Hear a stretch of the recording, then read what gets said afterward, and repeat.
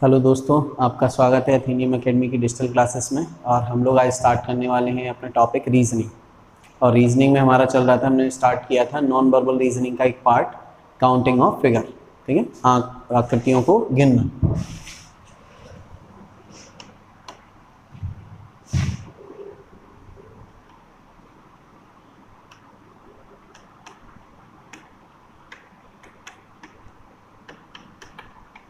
जैसा कि हम लोगों ने पहले 3 आकृतियों को गिना था।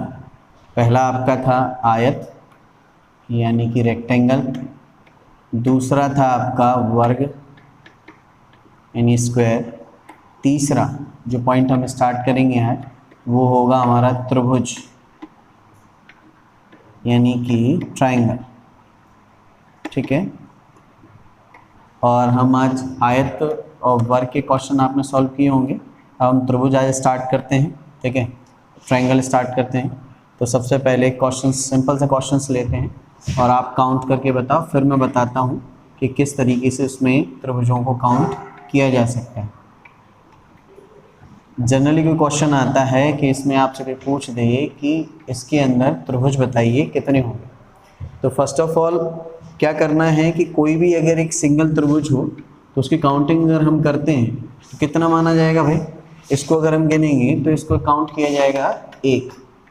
अब अगला जो पॉइंट मैं बता रहा हूँ वो आपको ध्यान रखना है कि त्रिभुज को अगर हम काउंट करेंगे तो अगर सिंगल एक त्रिभुज है, उसके अंदर कोई त्रिभुज या आकृति कोई भी नहीं बनी हुई है, यानी कि आप कह सकते हैं कि रेखाखंड या त्रिभुज या आयत, कोई भी ऐसी आकृति अगर उसके अंदर नहीं है तो हम लोग उस त्रिभुज को सिर्फ काउंट करेंगे तो क्या मानेंगे 1।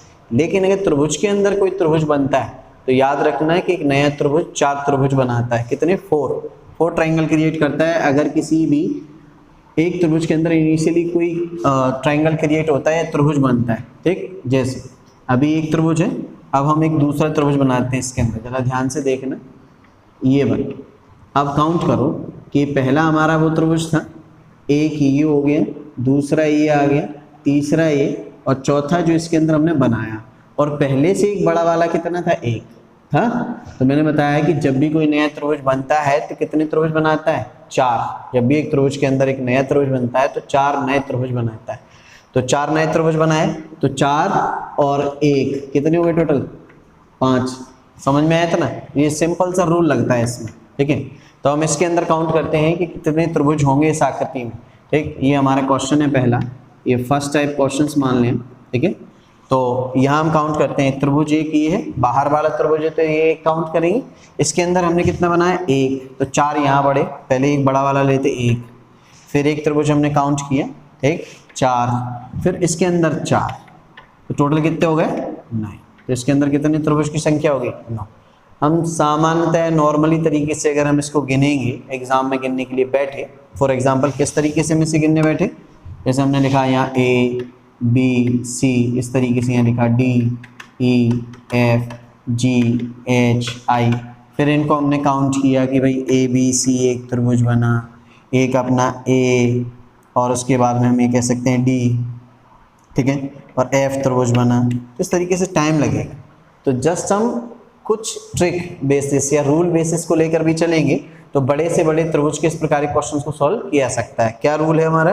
रूल ये है कि त्रिभुज के अंदर एक नया त्रिभुज बनता है तो 4 नए त्रिभुजों का निर्माण करता है। समझ में आया होगा? ठीक है, नेक्स्ट देखते हैं अगला क्वेश्चन हम अपना। अब हमारा दूसरा क्वेश्चन है,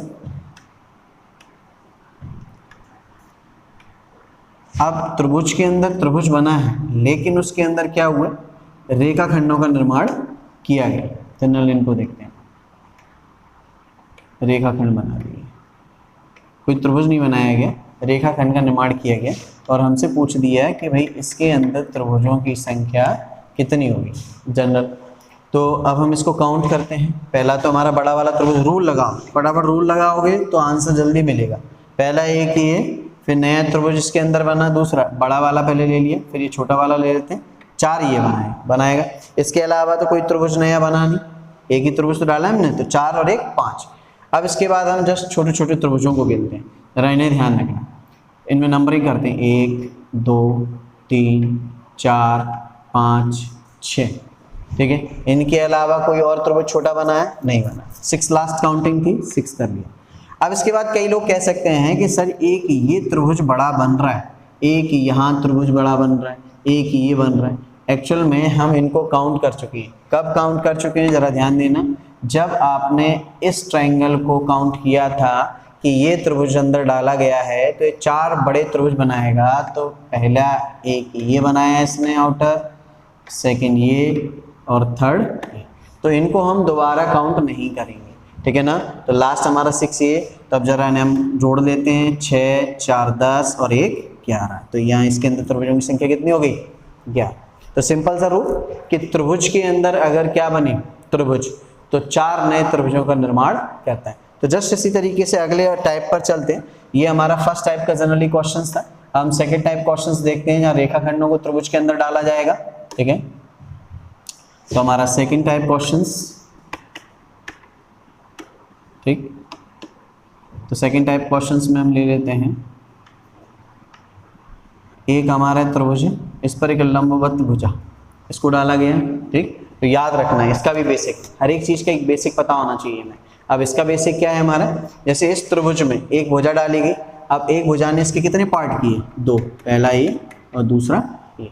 एक बड़ा वाला था, 2 भाग कर दिए, यानी कि एक लाइन डालने पर त्रिभुज के कितने भागों का निर्माण हुआ? 2 भागों का निर्माण हुआ, ठीक। अब देखते हैं तो हमारे कितने हो गए, एक बड़ा वाला और 2 ये बन गए, तो कितना हुआ? सिंपल सा 3। एक और देखते हैं,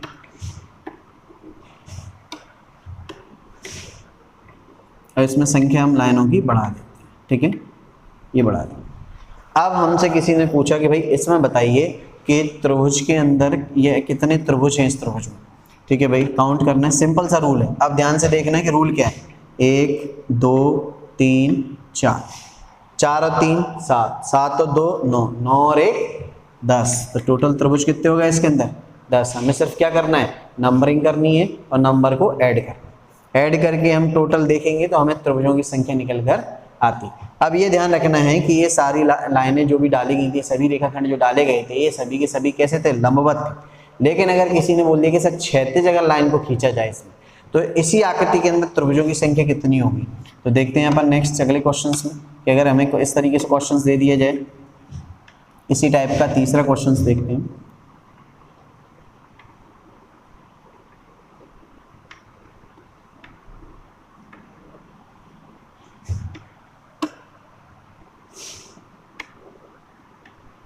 अब किसी ने हमसे पूछ दिया कि इसके अंदर त्रिभुजों की संख्या बताइए। याद रखना कि नए आधार के साथ त्रिभुजों की संख्या मल्टीपल यानी गुणज के रूप में बढ़ती चली जाती है। रूल वही है, सिंपल सा हमारा, क्या करना है, काउंटिंग करो, नंबरिंग करना है उसके लिए। चलो तो नंबरिंग करते हैं हम लोग सबसे पहले, पहला, दूसरा, तीसरा, चौथा, 5 नंबरिंग की। अब इनको जोड़ देते हैं, 2 और 1 3, 3 और 3 6, 6 और 4 10, 10 और 5 15। अगर ये आधार हम ना माने तो इस आधार में टोटल मिलाकर इसके अंदर कितने त्रिभुज हैं? 15, ठीक। अब एक आधार था तो इसके अंदर कितने त्रिभुज बने? 15। अब इन आधारों की संख्या कितनी हो चुकी है जरा देखेंगे, एक तो ये, दूसरा, तीसरा, चौथा। तो जो आधार है, अब सिंपल सी चीज है कि अगर हम इस वाले आधार को नीचे, ये वाला आधार है अगर हमारा, इसको हम हटा दें, मान लो कि ये नहीं है, तो त्रिभुज हमारा कहाँ से होगा? यहाँ से स्टार्ट होगा कि नहीं होगा? लेकिन यहाँ भी वही नंबर डाल के देखो, 1 2 3 4 5, तो यहाँ भी तो टोटल 15 हो रहा है। ऐसे सेम अगर हम इसको हटा दें, यहाँ नंबरिंग करके देखें 15 हो रहा है, यहाँ नंबरिंग करके आप देखो तो सेम कितना हो रहा है? 15 हो रहा है। बढ़ रहे हैं समान संख्या में। तो इतना ना करते हुए जनरली हम लोग क्या करेंगे, उस चीज पे हम लोग ध्यान देते हैं फटाफट से। हमने काउंट किया वन टाइम, कितना आया? 15 आया, ठीक। अब इसमें हम आधारों को काउंट करेंगे, 1 2 3 4, और जो संख्या हमारा योग यानी सम जो आया है, उस सम में क्या करेंगे? मल्टीप्लाई करेंगे नंबर ऑफ बेस का, आधार का। 4 आधार है, 15 चौको 60। तो इसके अंदर त्रिभुजों की संख्या कितनी होगी? तो जनरली तरीके से हमने क्या किया, एक बहुत बड़े क्वेश्चंस को फ्यू सेकंड में सॉल्व कर लिया। लेकिन इसके लिए हमें क्या करना है, ये बेस है, जनरली क्वेश्चंस तो बन जाते हैं ऐसे, और सबसे ज़्यादा ये इस टाइप के क्वेश्चंस एसएससी, बैंकिंग, इनमें आते हैं। हाँ, अपने जो जनरल स्टेट लेवल एग्जाम होते हैं जैसे कि एमपी पुलिस एग्जाम्स है, इनमें रेयरली ऐसे क्वेश्चंस आते हैं। बट इसका एक टाइप है जो ज्यादातर हर एक एग्जाम में आता है। तो हम आगे देखते हैं, एक ये हमें समझ में आया, ठीक है। हम 4 टाइप क्वेश्चंस देखते हैं इसका। त्रिभुजों को गिनना है, क्या करना है ये समझ में आ गया, आधारों को गिनना है, टोटल सम जो आए उसका मल्टीप्लाई कर देना है, ठीक है। अब हम देखते हैं एक नेक्स्ट क्वेश्चन, अगला इसका थर्ड टाइप, यानी कि हमारे ट्राइंगल में ट्राइंगल्स को काउंट करने का थर्ड टाइप देखते हैं। अब यहाँ क्या होगा कि कोई एक आकृति जो आयताकार यानी कैसी बनी होगी, रेक्टेंगल, ठीक है। अब एक बात बताएं कि रेक्टेंगल को अगर त्रिभुज में बदलना है, जैसे मान लो कि मैंने इसके अंदर 2 रेखाखंड खींच दी, लंबवत और क्षैतिज, क्या त्रिभुज बने? नहीं बने। क्या बन गए? एक आयत बन गए। तो जब भी कोई आयत हो या वर्ग हो, उसके अंदर त्रिभुजों का निर्माण तभी होता है जब उसके शीर्ष विमुख लाइन यानी विकर्ण खींचा जाए, ठीक है ना। तो विकर्ण यानी हाइपोटेनस अपन कह सकते हैं। तो विकर्ण कब खींचे जाते हैं? तो किसी भी चतुर्भुज में यानी किसी भी 4 भुजा से बनी आकृति यानी 4 साइड्स से अगर कोई स्ट्रक्चर क्रिएट होता है तो उसके अंदर ट्राइंगल तभी क्रिएट होता है जब उनके अपन क्या करें, उनके सम्मुख कोणों से या उनके अंदर विकर्ण या उनके डायगोनल लाइन खींची जाए, ठीक। तो हम खींचते हैं और ध्यान रखना कि किसी भी रेक्टेंगल कोई स्ट्रक्चर है, अगर कोई आयताकार आकृति है तो उसके अंदर 2 ही लाइन या 2 ही विकर्ण होते हैं, 2 ही डायगोनल होते हैं, ये याद रखना है। तो अपन 2 डायगोनल खींचते हैं इसके अंदर फटाफट से, ठीक है, ये खींच दिए, ठीक है। अब काउंट करने के लिए हमसे बोला जाए कि इसके अंदर त्रिभुजों की संख्या कितनी होगी, तो इसका एक सिंपल तरीका, अब देखिए क्या करना है, इसमें भी हमें नंबरिंग करनी है, ठीक। तो हम क्या करते हैं, फर्स्ट ऑफ ऑल इसकी नंबरिंग कर देते हैं। इस नंबरिंग करने के बाद में फिर हम लोग क्या करेंगे, नंबरिंग करने के बाद में काउंट करो कि लास्ट नंबर क्या है 4, और 4 के बाद जो लास्ट नंबर उसे ले लेंगे, और कितने डायगोनल खींचे हमने 2, और हमेशा 2 ही खींचे जाएंगे। कोई भी अगर 4 भुजाओं से मिलकर आकृति बनी है तो त्रिभुज तभी बनाएगी जब उसमें 2 विकर्ण खींचे जाएं, या एक भी खींचा जाए लेकिन विकर्ण ही खींचे जाएं तो ही त्रिभुज बनते हैं। 4 दूनी 8, इसके अंदर कितने त्रिभुज हो गए? 8 हो गए, ठीक है। अब इन विकर्ण के बाद अगर और लाइन बढ़ाई जाए तो त्रिभुज बन जाएंगे, बट अगर हम इन विकर्णों को ना बनाएं और सीधी इनको आयताकार में सम्मुख भुजाओं को जोड़ने वाली लाइनें बना दें तो वो त्रिभुजों का निर्माण नहीं करती। कैसे? एक एग्जांपल देख लेते हैं हम लोग इसी थर्ड टाइप के क्वेश्चंस में। दूसरा एग्जांपल,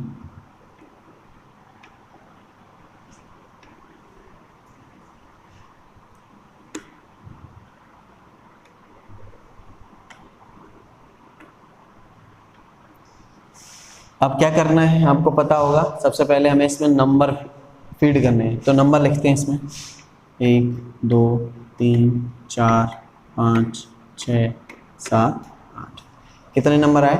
8। अब लास्ट नंबर लेना है और क्या करना है ज़रा बताएंगे? 8 का गुणा हमें 2 में करना है और कितना मिलेगा हमें? 16। इसके अंदर त्रिभुजों की संख्या कितनी है? 16। समझ में आया होगा। ये हमारे ट्रायंगल को काउंट करने का थर्ड टाइप था, ठीक है। बेसिकली मैंने बताया है कि ये एग्जाम में नहीं आते, कई लोग कहीं बहुत सिंपल से क्वेश्चंस हैं ये एग्जाम में नहीं मिलते, बिल्कुल नहीं मिलते। ये बेस है जो किसी भी स्ट्रक्चर में आपको हेल्प करेगा ट्रायंगल को, रेक्टेंगल को, स्क्वायर को जल्दी से जल्दी काउंट करने में, क्योंकि कोई भी एग्जामिनर इतना सरल सा क्वेश्चन नहीं देगा। लेकिन ये क्या है, ये रूल है, बेस है जो किसी भी टफ स्ट्रक्चर को ईजी वे में सॉल्व करने का तरीका बताते हैं। तो इन्हें हमें ध्यान देना है कि हम सरलता से कोई भी क्वेश्चन सॉल्व कर सकें। अब हम अगला टाइप देखते हैं इसके क्वेश्चंस का काउंट करने का, ठीक है। त्रिभुज में देखते हैं इसका 4 टाइप क्वेश्चंस, इनसे मिलाकर जो क्वेश्चन बनता है वो देखते हैं अपन।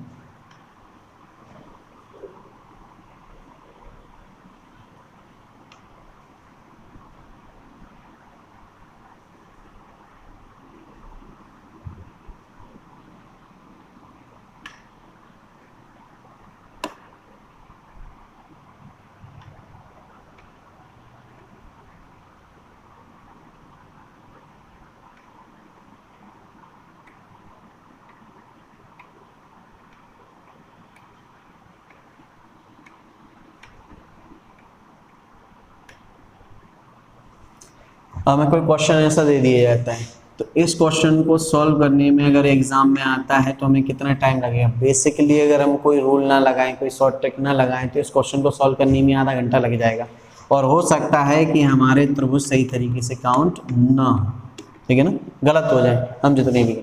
तो मैंने आज आपको जितने भी रूल सिखाए हैं, आप उस रूल को लगाकर जल्दी से जल्दी, सारे रूल लग रहे हैं, ट्रायंगल रेक्टेंगल वाला रूल लग रहा है, ठीक है, लग रहा है कि लग रहा है, किसी भी त्रिभुज को एक भुजा काटती है तो कितने बनते हैं, ये सारा टाइप आप काउंट करके मुझे बताएंगे। नेक्स्ट लेक्चर में स्टार्ट करूंगा, उस लेक्चर में इस क्वेश्चन को सॉल्व करूंगा, सॉल्व करके बताऊंगा आपको, ठीक है, कितनी जल्दी विद इन 30 सेकेंड के अंदर हम इस क्वेश्चन को सॉल्व करके उसका आंसर दे सकते हैं, वो तरीका आपको बताऊंगा, ठीक है। और नेक्स्ट लेक्चर में हम जो स्टार्ट करेंगे वो हमारी कैसी रीजनिंग होगी, भाषाई रीजनिंग। तो मिलते हैं नेक्स्ट लेक्चर।